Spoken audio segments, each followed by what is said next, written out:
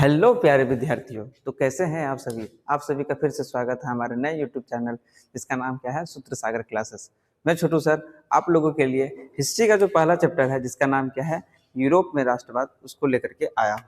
तो आज जो है ये मेरा क्या है, पहला लेक्चर है। इसमें हम आप लोगों को क्या करेंगे, इस चैप्टर में जो विशेष जो जानकारी आपको क्या क्या मिल सकता है उस पर चर्चा कर लेंगे, यानी कि शॉर्ट व्यू ओवरव्यू क्या कर लेंगे, देख लेंगे, समराइज कर लेंगे।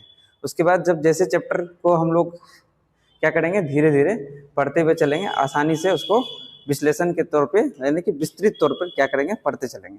तो आप लोगों के लिए क्या किए हैं, एक छोटा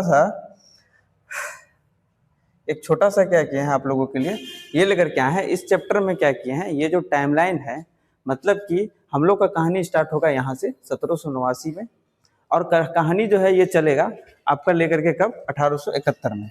ठीक है। लेकिन इसको समझने के लिए आपको क्या समझना पड़ेगा, सबसे पहले राष्ट्रवाद क्या है, यूरोप में राष्ट्रवाद का क्या मतलब था। ठीक है, इसको समझना पड़ेगा। तो आइए कहानी स्टार्ट करते हैं। राष्ट्रवाद होता क्या है, पहले ऐसे समझिए। मान लीजिए कि आप भारत के वासी हैं, ठीक है। यहाँ पे क्या है, अलग अलग देश के लोग, अलग अलग देश से जब मैच लिया जाता है तो क्या करते हैं हम लोग, सिर्फ इंडिया का नाम सपोर्ट करते हैं, है ना। इंडिया इंडिया करते रहते हैं, क्यों? क्योंकि हम लोग क्या करते हैं, अपने देश से बहुत ज़्यादा प्रेम करते हैं। लेकिन वही आईपीएल जो होता है तो क्या हो जाता है, सभी गुट बट जाते हैं। ठीक है ना, सब कोई एक्स का फैन हो जाते हैं, वाई का फैन हो जाते हैं, जेड का फैन हो जाते हैं। लेकिन फिर यही गुट जब क्या करते हैं, इंडिया के लिए खेलते हैं तो क्या करते हैं हम लोग, उसमें इंडिया इंडिया करके चेयर अप करते हैं। तो ये जो भावना है ना, इसको ही हम लोग क्या बोल देते हैं, प्रेम भावना जो है, इसी को हम लोग राष्ट्रवाद कह देते हैं। ठीक है। जैसे कि हम लोग झंडे को क्या करते हैं, सलामी देते हैं। क्यों देते हैं? क्योंकि वो क्या है, एक गर्व हमारे लिए क्या करता है, गर्व फील करवाता है। ठीक है, सम्मान उसको हम लोग देते हैं झंडे को। ठीक है। तो झंडे में जिस तरह से 3 रंग है, तीनों रंग का क्या क्या है, अलग अलग प्रतीक है। तो उस तरह से क्या है, हम लोग क्या करते हैं, उनको सलाम दे करके सम्मान करते हैं। तो ये जो सम्मान है, प्रेम भावना है, ये क्या कहलाता है, राष्ट्रवाद कहलाता है। ठीक है।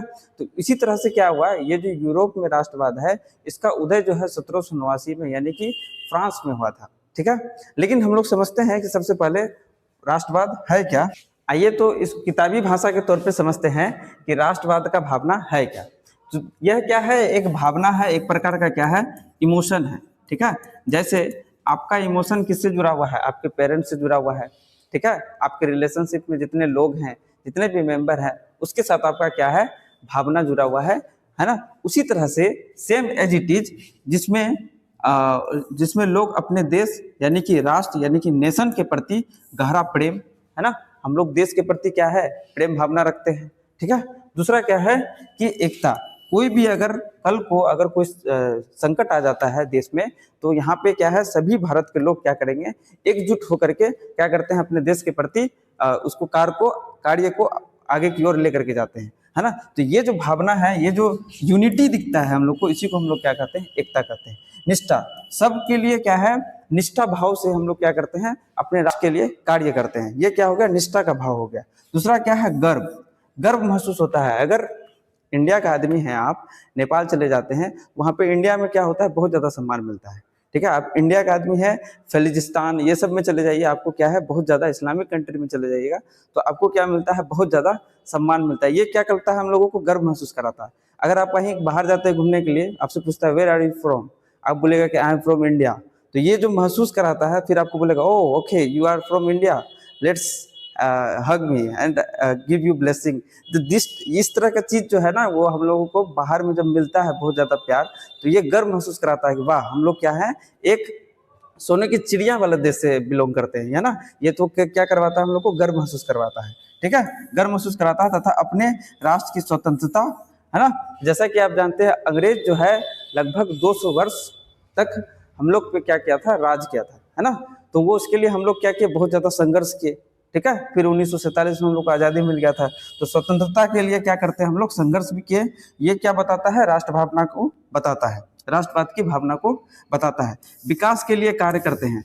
जितने भी लोग हैं वो क्या है, भारत में वो क्या करते हैं, विकासशील की ओर भारत को लेकर के जा रहे हैं। जैसे कि इकोनॉमिक व्यवस्था हो गया, है ना, फाइनेंशियली व्यवस्था हो गया, बजट है हमारे भारत में, और रेलवे है ना। तो सारा चीज मिल करके क्या है, हम लोगों को एक राष्ट्रवाद की भावना की ओर कहीं ना कहीं भावनाओं से जोड़ता है। अगला क्या है, इसको अगर हम लोग सरल भाषा में कहें तो अपने देश के प्रति प्रेम, एकता तथा समर्पण की भावना को क्या कह देते हैं हम लोग, राष्ट्रवाद कह देते हैं।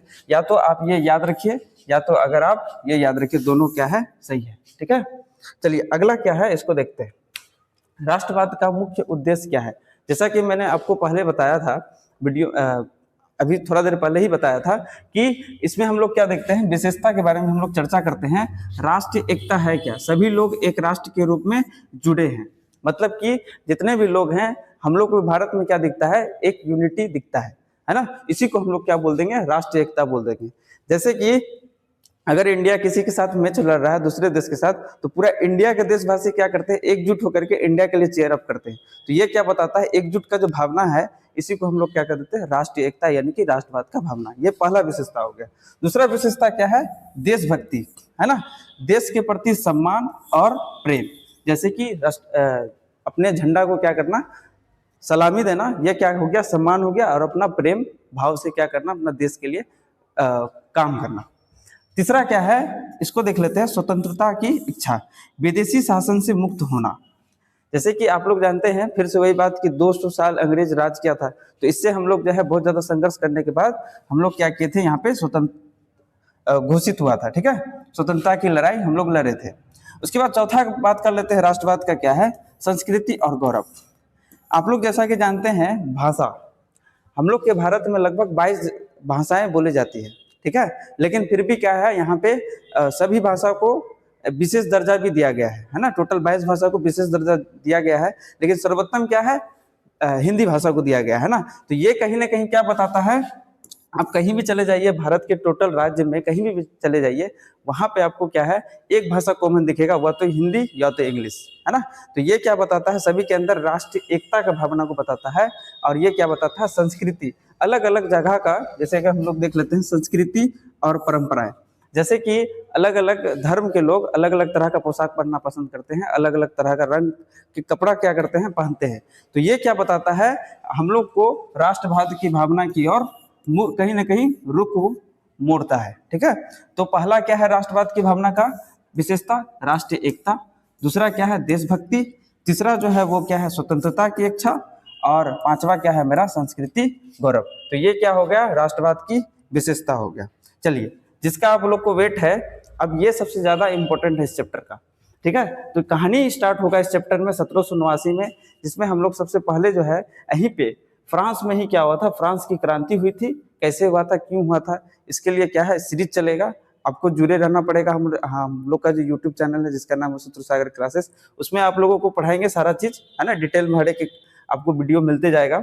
तो फ्रांसीसी क्रांति 1789 से चालू होगा। राष्ट्रवाद की भावना का जो जन्म हुआ था वो 1789 में, यानी कि फ्रांसीसी क्रांति से हुई थी।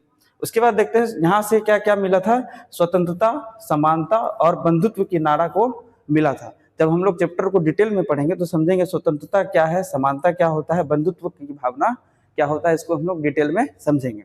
अगला क्या है, राष्ट्र राज्य की अवधारणा। क्या राष्ट्र क्या राज्य, इन दोनों में क्या अंतर है, इसको भी समझ आगे, है ना।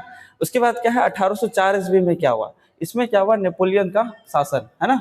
नेपोलियन का शासन जो है, इनका जो है ना डेथ हो जाएगा, है ना। किस तरह से ये शासन किए फ्रांस में, है ना, ये सारा कुछ हम लोग 1804 से लेकर के 1815 तक का कहानी पढ़ेंगे। नेपोलियन का शासन क्या था, नेपोलियन एक संहिता था, अब इसको समझेंगे डिटेल में। अगला क्या है, समानता और संपत्ति का अधिकार। अब जो है हम लोग जानते हैं संपत्ति का अधिकार, देखिए कब है, 1804 में, लेकिन हम लोग का जो मूल संविधान है ना, मौलिक अधिकार है, जिसमें क्या है, पहले कितना था, 5 था, अब क्या हो गया, मौलिक अधिकार में टोटल 6 हो गया है। लास्ट जो है वो क्या है, संपत्ति का अधिकार। तो स्टार्ट कहाँ हुआ था, फ्रांस से, 1804 से, लेकिन अब किसमें हम लोग का मौलिक अधिकार में भी दिखता है। ये क्वेश्चन आपको पॉलिटी में पूछा जाता है। अगला क्वेश्चन देखिएगा 1815 ईस्वी में, है ना। 1815 ईस्वी में क्या हुआ था, ये वियना कांग्रेस हुआ था, यानी कि पुराना जो राजशाही बहाली था उसको फिर से लाया गया था। ठीक है, 1815 ईस्वी में, इसको भी डिटेल में पढ़ेंगे हम लोग। उसके बाद क्या है, 1830 में, 1830 में क्या हुआ था, जुलाई की क्रांति, इसको हम लोग फ्रांस की क्रांति भी आगे बोलते हैं, है ना। दूसरा क्या है, इसमें बेल्जियम को जो है स्वतंत्रता मिल गया था, आगे देखेंगे बेल्जियम क्या होता है। ठीक है, उसके बाद क्या है, लुई फिलिप को संवैधानिक राजा माना गया था, है ना। अब लुई फिलिप कौन है, इसको भी डिटेल में हम लोग इस चैप्टर में चर्चा करेंगे।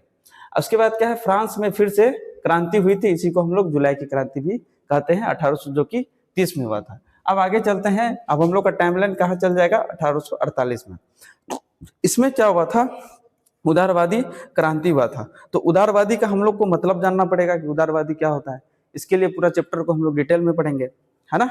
लेकिन फिलहाल देख लेते हैं ये क्या है। जर्मनी में क्या हुआ था, फ्रैंकफर्ट संसद का क्या हुआ था, स्थापना हुआ था। संसद मतलब कि पार्लियामेंट का जो स्थापना हुआ था, वहाँ का कहाँ पे हुआ था, जर्मनी का फ्रैंकफर्ट में क्या हुआ था, पार्लियामेंट का स्थापना देखिए कहाँ पे 1848 में ही हो गया था। वो किसके कारण हुआ था, फ्रांसीसी क्रांतियों के कारण हुआ था। अब अगला क्या है, 1859 से 1871 में, ये बहुत ज्यादा इंपॉर्टेंट है, इससे क्वेश्चन भी आता है। क्या है कि इटली का एकीकरण के बारे में पढ़ेंगे, है ना।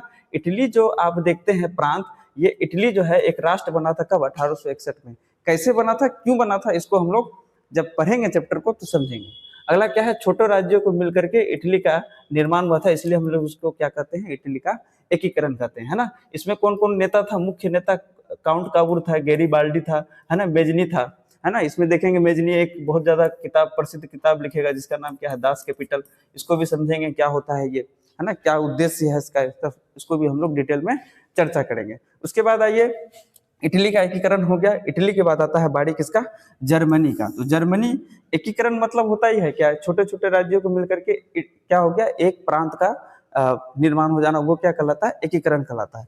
उसके बाद हम लोग चलेंगे, कहानी जो स्टार्ट होगा वो हम लोग 1864 से 1871 तक चलेगा, जो कि जर्मनी का एकीकरण के बारे में बताया जाएगा।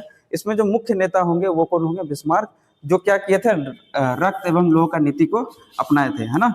इसी को हम लोग बोलते हैं आयरन एंड ब्लड का जो कॉन्सेप्ट है वो यहीं से आया था। समझेंगे कि रक्त एवं लोह का नीति है क्या, है ना, क्यों इसको नाम रख दिया रक्त और लोह, इसको भी हम लोग चर्चा करेंगे। उसके बाद देखिए, जिस तरह से जिस प्रकार इटली का एकीकरण 1861 में हुआ था, इटली के राष्ट्र का निर्माण हुआ था, उसी तरह से 1871 में क्या हुआ है, जर्मनी का एकीकरण हुआ है, जर्मनी का निर्माण हुआ है। उसके बाद हम लोग का कहानी जो है 1871 में पहुंचने के बाद यहाँ पे खत्म हो जाएगा। बाल्कन क्षेत्र के बारे में चर्चा करेंगे, इसमें समझेंगे कि ओटोमन साम्राज्य क्या है ना, और बाल्कन देश में क्या क्या आता है, सर्बिया, ग्रीस आदि, इसको स्वतंत्रता की शुरुआत कैसे हुई, ये सब। तो हम लोग का कहानी कहाँ से स्टार्ट होगा, 1789 से, और चलेगा कहाँ तक आपका 1871 तक। तो जुड़े रहिए हमारे साथ। आई होप ये जो इंट्रोडक्शन है पहला चैप्टर, जिसका नाम है यूरोप में राष्ट्रवाद, हम आशा करते हैं कि आप लोगों को मेरा जो ये वीडियो है पसंद आया होगा। हमारे साथ जुड़े रहिए और भरपूर लाभ उठाइए। अगर वीडियो पसंद आया हो तो लाइक करें, सब्सक्राइब करें, दोस्तों में भी शेयर करें। जय हिंद, जय भारत।